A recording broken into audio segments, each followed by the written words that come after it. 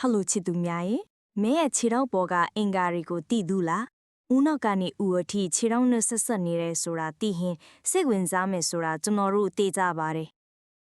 brain ဦးနောက်အတွက်ခြေချောင်းလေးကိုနှိပ်ပေးပါ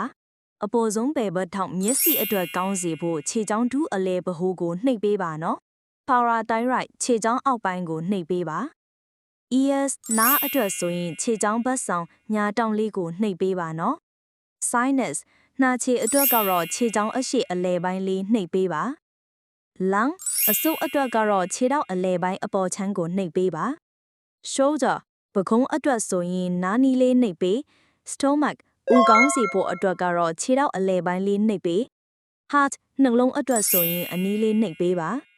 pancreas ကြောက်ကတ် stomach အနီးညာဘက်လေးနှိပ်ပါနော် spleen ကြောက်ကြည် heart out ညာဘက်လေးနှိပ်ပါနော် kidney ကြောက်ကတ်အလဲတဲ့